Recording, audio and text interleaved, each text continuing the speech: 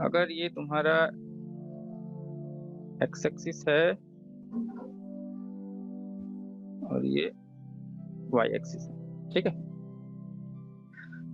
तो अब मैं वही अपना पुराना ग्राफ यूज करते हैं, y is equal to x square. तो इससे पहले हम क्या करते थे, इससे पहले हम इसको डिवाइड करते थे रेक्टेंगल में और ट्रायंगल में, रेक्टेंगल में और ट्रायंगल में। एक बंदे ने कहा एक काम करो, आप इसको, जैसे आपको यहाँ तक इवेल्युएट करना है ना, आप कहाँ से बनाओ, यहाँ से बना दो। आप ऐसे रेक्टेंगल बनाओ,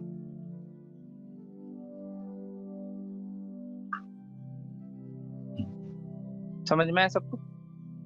तो वो बोल रहा है सिर्फ रेक्टेंगल बनाओ, ट्रायंगल का टेंशन ही मत लो। अब तुम बोलोगे सिर्फ अगर रेक्टेंगल बनाएंगे और सब रेक्टेंगल का एरिया बहुत सिंपल है, हाइट इंटू लेंथ ब्रेड्थ करना है, तो ये जो पोर्शन रह जाएगा ट्रायंगल वाले सारे पोर्शन, ये आपका एरर आएगा, क्योंकि आप इतना इवेल्युएट नहीं कर दो, और इधर छोटा छोटा ट्रायंगल हो जाएगा है। उसने कहा कोई इशू नहीं है, एरर आने दो, वो एरर हट जाएगा अगर आप बहुत सारा ट्रायंगल ले लोगे, है कि नहीं। तो उसने ना आइडिया को सिंप्लीफाइड कर दिया, उसने कहा सिर्फ रेक्टेंगल लो। So what is the main idea, take only rectangles. इसका मतलब क्या हुआ, इसका मतलब ट्रायंगल्स आर एरर्स। जो भी आपको थोड़ा सा भी ट्रायंगुलर दिख रहा है, ऑल्दो एग्जैक्ट ट्रायंगल तो नहीं है, बट थोड़ा सा ट्रायंगुलर जो भी दिख रहा है वो सारे एरर्स हैं। बट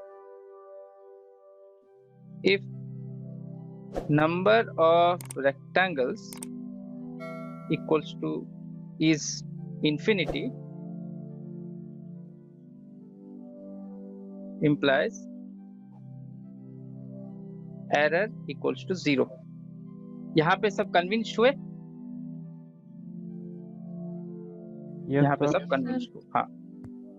तो उसने कहा अब अच्छा एक एक रेक्टेंगल का एरिया कैसे निकालना है, तो आपको क्या करना पड़ेगा, जैसे इस रेक्टेंगल का एरिया निकालना है, तो इस रेक्टेंगल का हाइट डिफाइन करता है ये वाला पॉइंट।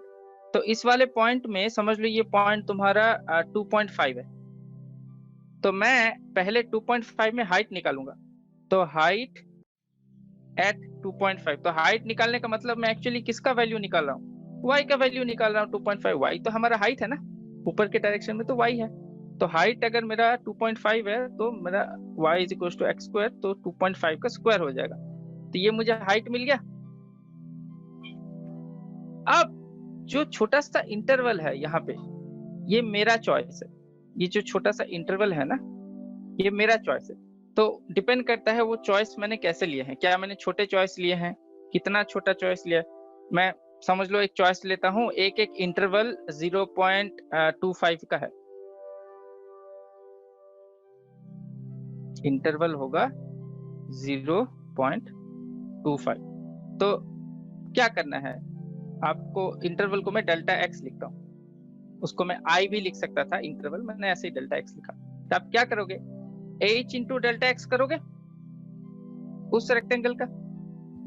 अच्छा अब एक चीज देखो, ये वाले रेक्टेंगल का हाइट समझ लो h1 है, इसको मैं h1 कर देता हूँ। बट यहाँ पे जो रेक्टेंगल है इसका हाइट थोड़ा कम होगा h2, इसका हाइट थोड़ा कम होगा h3, इसका हाइट थोड़ा कम होगा h4।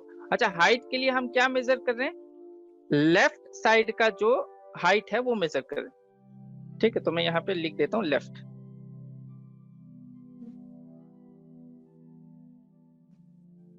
ठीक है।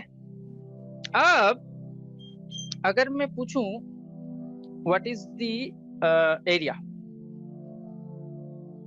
तो आप क्या बोलोगे, देखो सर जो आपका लास्ट वाला है, आपने कहा h1 इंटू डेल्टा एक्स, उसके बाद आप करोगे h2 इंटू डेल्टा एक्स, उसके बाद आप करोगे h3 into delta x plus dot dot dot dot, आपके कितने ऐसे h है। तो यहाँ पे अगर मैंने इन्फाइनाइट नंबर ऑफ h ले लिया तो जो ट्राइंगल्स के एरर है वो हटते जाएंगे। यहाँ तक किसी को कोई डाउट है? कोई डाउट नहीं। तो इसको ना एक शॉर्टकट में लिखते हैं, इसको लिखते हैं सर मुझे है। बोलो। सर ये मुझे समझ में ना आया, आपने ये H 2.5 कैसे निकाला? नहीं H 2.5 नहीं है, मैंने वो पॉइंट चॉइस किया x में जहां पे मेरा रेक्टेंगल स्टार्ट हुआ है बनना, और उस पॉइंट में मैं जब y is equal to x square कर देता हूँ तो मेरा ये हाइट निकलता है, ये वाला हाइट, इस ट्रायंगल का हाइट निकल गया, नहीं सॉरी रेक्टेंगल का y हाइट तो इसका स्क्वायर होगा ना, आपने 2.5 क्यों लिखा? 2.5 का स्क्वायर लिखा है ना यहाँ पे। Yes sir. ओहो यहाँ पे कंफ्यूज हो रहा, मैंने इंटरवल लिया है 0.25, ये अलग है, इसका ऊपर के साथ कोई रिलेशन नहीं है। चलो मैं इंटरवल को वैल्यू चेंज कर देता हूँ, इंटरवल को मैं ले लेता हूँ 0.15, चलो 0.15, ठीक है। तो सारे रेक्टेंगल्स के लिए सॉरी हाँ सारे रेक्टेंगल्स के लिए इंटरवल 0.15 है, बट सारे रेक्टेंगल्स का हाइट अलग है। समझ में आया रश्मि रेखा? Yes sir. अभी मैं अगर समझ लो ये वाला रेक्टेंगल का हाइट निकालूंगा H3 का, तो मुझे पहले देखना पड़ेगा ना H3 में ये वाला पॉइंट कौन सा है। समझ लो ये वाला पॉइंट तुम्हारा 1.5 है, तो मैं 1.5 का स्क्वायर करूंगा तो y निकलेगा, y मेरा हाइट है। समझ में आया? Yes sir. 100%? Yes sir. हाँ किसी का डाउट नहीं रहना चाहिए, ठीक है। चलो इसका ना शॉर्ट फॉर्म लिखते हैं, इसको लिख देते हैं summation i h i delta x, एक शॉर्ट फॉर्म। इसका मतलब क्या है, i को लोगे 1 तो ये आएगा, i को लोगे 2 तो ये आएगा, i को लोगे 3 तो ये आएगा। अब मैं इतना लंबा बैठ के क्यों लिखूं, तो मैंने एक छोटा सा नोटेशन निकाला, समेशन, उसको समेशन बोलते हैं। मैं सम कर रहा हूं, स्पेलिंग आई होप ठीक है। तो अब i क्या है, i1 है तो h1 है, i2 है तो h2 है, i3 तो h3 है। अगर मेरा i 1 से चालू होके इन्फिनिट नंबर ऑफ लेता हूं तो मैं बहुत ही लंबा कैलकुलेशन, इन्फिनिट का मतलब ऐसा नहीं है कि जब आप हाथ से करोगे आप बोलोगे सर इन्फिनिटी मतलब मुझे तो कहीं तो रुकना पड़ेगा। अगर आप हाथ से करोगे सर इन्फिनिट नंबर मतलब मुझे तो कहीं रुकना पड़ेगा ना, मैं क्या जिंदगी भर कैलकुलेशन करूंगा 100 साल तक, ऐसा थोड़ी होगा। हाँ रुकना पड़ेगा, बट तुम एक्चुअली इन्फिनाइट को इवैल्यूएट कर सकते हो। बोलोगे सर ये क्या कंफ्यूजिंग है, आप क्या बोल रहे हो, कैसे इवैल्यूएट करो, पता था। जैसे मैं आपको एक एग्जांपल देता हूं, अगर मैं लिखता हूं 1 plus 1/2 plus 1/3 plus 1/4 plus 1/5 plus 1/6 plus dot dot dot dot dot infinity तक मैं लूंगा इसका वैल्यू फाइनाइट आएगा या इनफाइनाइट आएगा? जो तुमको नॉर्मली 10th क्लास के स्टूडेंट को मैं ये क्वेश्चन पूछ सकता हूँ कि अगर मैं 1 प्लस 1/2 प्लस 1/3 प्लस 1/4 प्लस ऐसा करते करते इनफाइनाइट तक जाऊंगा तो इसका वैल्यू क्या आना चाहिए? हाँ रश्मि सर इनफाइनाइट। इनफाइनाइट। और कोई कुछ बोलना चाहिए? ध्यान से सोचो, इनफाइनाइट बोल रही हो, आएगा infinite sure? Ruchi? Sir finite आएगा। क्यों फाइनाइट आएगा? No sir finite. हाँ क्यों? क्योंकि सर जब इन्फिनिटी में भी तो कुछ नंबर तो होगा ना, बहुत एंड तक हम जितना भी लेंगे कुछ नंबर ही होगा, इसलिए हम जितना भी नंबर को प्लस करेंगे उसका तो सम फाइनाइट ही आएगा। नहीं नहीं नहीं नहीं, इन्फिनिटी का मतलब पूरा जा रहे हो इन्फिनिटी, कहीं रुक नहीं रहे हो तुम। अभी हाँ मैं यस रुकने सर, की बात ही नहीं कर रहा हूँ। हाँ वो इन्फिनिटी में भी तो सर कुछ मतलब हम जितना भी ज्यादा ले कुछ तो नंबर होगा ना सर। ये तो गड़बड़ है, इन्फिनिटी का मतलब आप किसी नंबर पे नहीं रुकते हो, यही तो पॉइंट है इन्फिनिटी का। समझो इस बात को, इन्फिनिटी आई नो कि समझना थोड़ा डिफिकल्ट है, but this is the fact. Infinity means you are actually not stopping, अगर आपके जिंदगी में इन्फिनिट नंबर ऑफ टाइम आप जिंदा रह सकते हो तो इन्फिनिट नंबर ऑफ टाइम आप कैलकुलेट कर रहे हो। You are not stopping at all.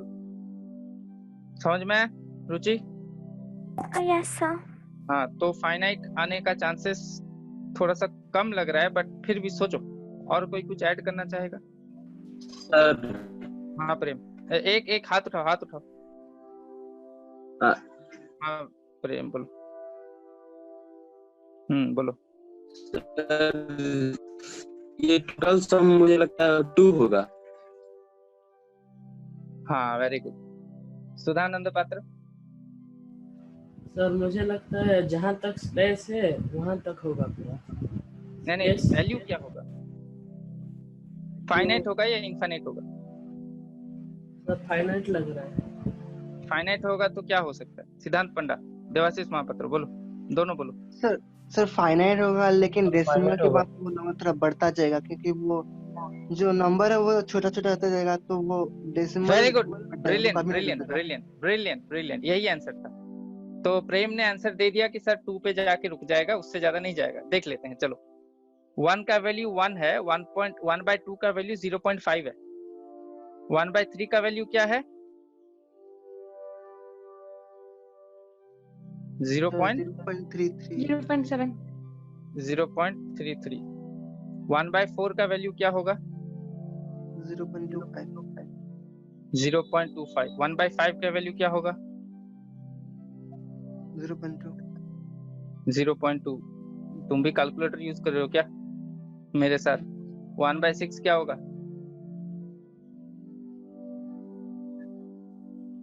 Calculate करो थोड़ा, मैं बता ही देता हूँ। चलो 0.166। अच्छा 1/7 क्या होगा? 0.14। 1/8 क्या होगा? 0.125। अब अगर मैं इन सबको ऐड करूंगा तो मैक्सिमम मैं कौन से नंबर पे पहुंच रहा हूँ? थोड़ा देखो तो, यहाँ तक ऐड करके देखो तो क्या आ रहा है आंसर, थोड़ा बताओ मुझे।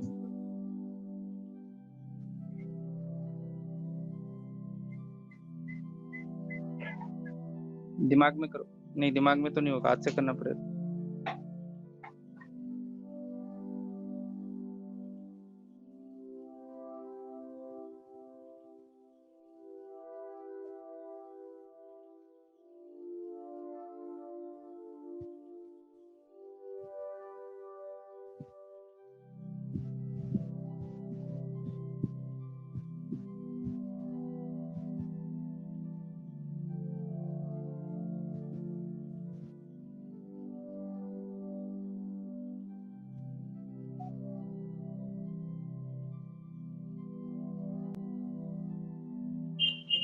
सर 0.27 के आसपास।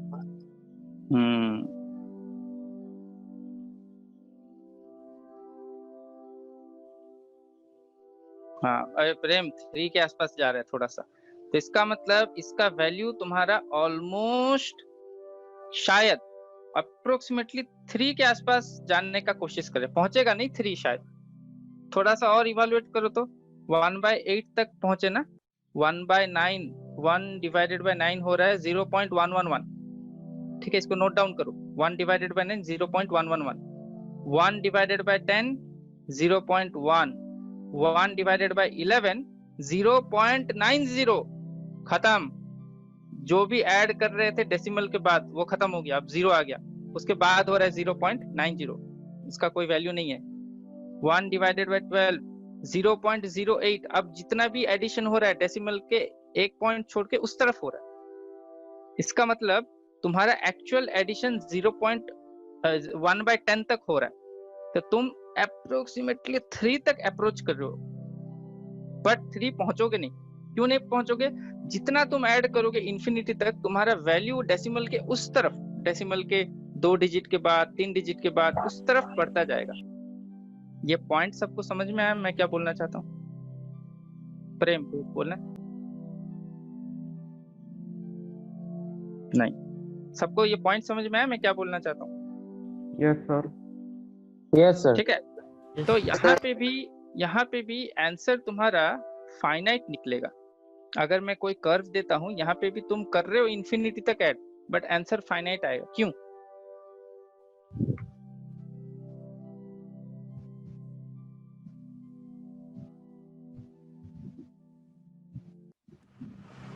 सर सुधानंद सर, हमें जहाँ तक एरिया निकालना है वहीं तक तो हम उसी के बीच में तो इन्फिनिटी तक डिवाइड करेंगे ना। हाँ हाँ हाँ, वो तो मतलब ज्योमेट्रिकल व्यू तो है सर। देखो हम तो फाइनाइट चीज का एरिया निकालेंगे, चाहे आप इनफाइनाइट नंबर ऑफ ट्राइंगल लो तो क्या, आप तो उसी के बीच में ही घूम रहे हो ना, आप थोड़ी इधर उधर जा रहे हो, आप तो उसी के बीच में हो, तो आंसर तो फाइनाइट आएगा। और कोई मैथमेटिकल रीजन कि इनफाइनाइट नंबर ऑफ एडिशन हो रहा है फिर भी फाइनाइट क्यों आएगा? मैं देता हूँ हिंट।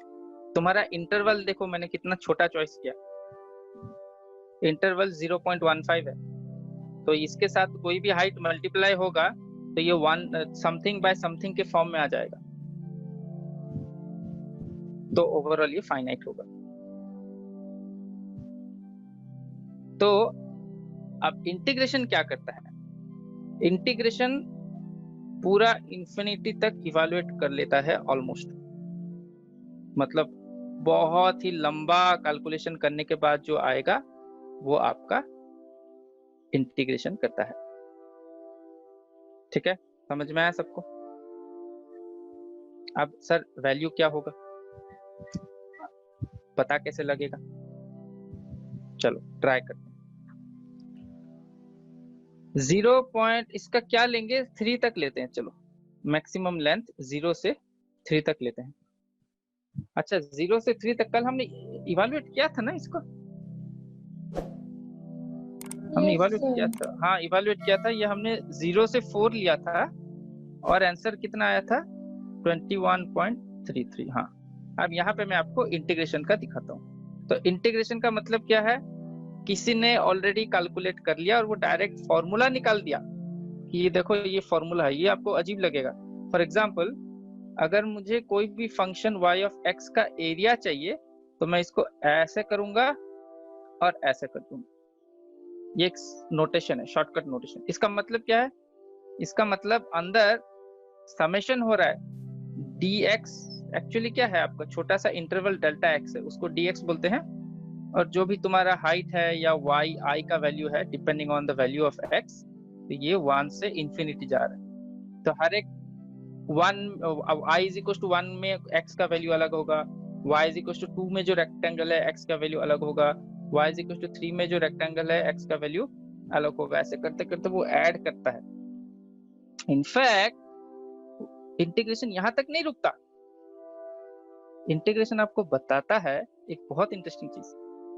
वो बोलता है देखो भाई, अच्छा इंटीग्रेट कहाँ से कहाँ कर रहे हो वो थोड़ा सा इंफॉर्मेशन दे देते हैं। आप कर रहे हो 0 से 4 तक, तो यहाँ पे मैं 0 लिख देता हूँ, यहाँ पे 4 लिख देता हूँ। अच्छा ये हो गया x² dx, हमारा y x² था। इंटीग्रेशन बोलता है कि integration of x² is x³ bye 3। कहाँ से कहाँ लोगे, 0 से 4। तो पहले 4 का वैल्यू पुट कर दो, 4³ बाय 3, उसके बाद 0 का वैल्यू 0³ बाय 3। तो आंसर होगा क्या 4³ बाय 3। तो ये 64 बाय 3 कितना आएगा 21.3 समझ में आया? 21.33 सर किलोमीटर। समझ में नहीं आया। क्या समझ में नहीं आया बताओ, कहाँ मिस कर दी? सर ये s³ बाय 3। हाँ यही तो पॉइंट है। हाँ हाँ हाँ, ये मैं नहीं कहा कि ये मैं निकाला, ये यहाँ तक कैसे पहुंचे ये मैं बताया नहीं। मैंने इतना बता दिया कि आपका जो इंटीग्रेशन है वो क्या किया। आपको क्या लगा होगा, आपको ये लगा होगा देखो सर आपका इंटीग्रेशन जो है शायद कोई कंप्यूटर है जो इवैल्यूएट करके फाइनल आंसर दे रहा है। वो कैसे इवैल्यूएट कर रहा है, मैं जैसे एरिया इवैल्यूएट कर रहा हूँ वैसे वो बहुत ज्यादा एरिया इवैल्यूएट कर रहा है, 1000 2000 या 20,000 या 30,000 तक। आपको ऐसा लग रहा होगा बट ऐसा भी नहीं है, वो एक्चुअली इंफिनिटी तक कैलकुलेट करता है एक्चुअली। और स्टोरी यहाँ तक नहीं रुकता है, स्टोरी यहाँ चला जाता है कि वो आपको एक वैल्यू दे देता है कि integration of a particular function is another function, और उस फंक्शन में जब आप वैल्यू घुसाओगे तो आपका एरिया आएगा। मतलब वो कहना चाहता है कि जब भी आप समझ लो कोई भी फंक्शन y ऑफ x है, उसका जब आप इंटीग्रेशन करते हो तो वो एक दूसरा फंक्शन दे रहा है g ऑफ x, x³ एक फंक्शन है। बट आप फिर लिमिट लगाते हो ना, कहां से कहां फंक्शन में इवैल्यूएट कर, 0 से 4। तो जब आप यहां से 0 से 4 लगा देते हो तो फिर आपका जो आंसर आता है वो एक नंबर होता है, और वो नंबर आपका एरिया होता है।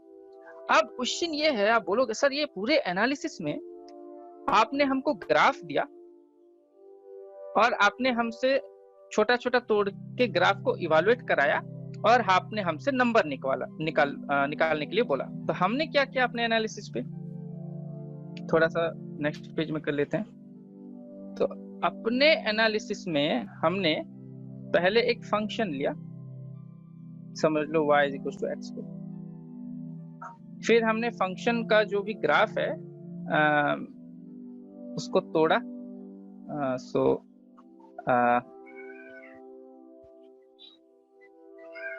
we made rectangle and triangle, और उसके बाद सब रेक्टेंगल और ट्रायंगल का एरिया निकाला, तो फाइनल हमारे पास नंबर आया। हमने यहाँ तक किया था। इंटीग्रेशन यहाँ पे बीच का ऐसा चीज करता है जो मैं पता लगा सकता हूँ या नहीं, आप सोचो। इंटीग्रेशन बोलता है देख भाई, आप अगर मेरे अंदर y का वैल्यू डाल दोगे और लिमिट डाल दोगे x² dx, फाइनल आंसर तो नंबर आ रहा है। बट एक बीच का ट्रांजिशन फेज है जो हमने देखा नहीं अभी तक। वो क्या बोलता है, जो आपका नंबर आ रहा है इट इज इक्वल टू एक और फंक्शन x³ 3 जिसका आपके लिमिट में डालना है 0 से 4। अब हम अपने जो भी कर रहे थे यहाँ से प्रूव कर सकते हैं क्या कि एरिया ऑफ x² कहीं ना कहीं x³ 3 फंक्शन से रिलेटेड है। ये पॉइंट सबको समझ में आया कि नहीं? किसी को डाउट है तो पूछो, मैं एक्सपेक्ट नहीं कर रहा हूँ आप सबको समझ में आया होगा। सर समझ में नहीं आया। कौन सा समझ में नहीं आया, फिर से बोलो।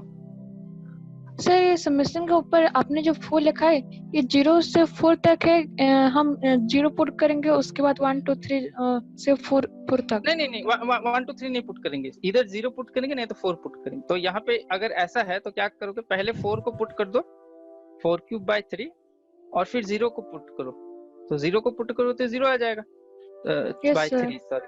तो आंसर तुम्हारा 4³ 3 है। बट पॉइंट ये है, हम बीच को क्यों पुट नहीं करेंगे? ये रूल है, ये रूल है बस, ठीक है, समझ में आया? ये रूल है, ये पक्का रूल है, इसका कोई रीजन मैं अभी इस स्टेज में नहीं बता सकता।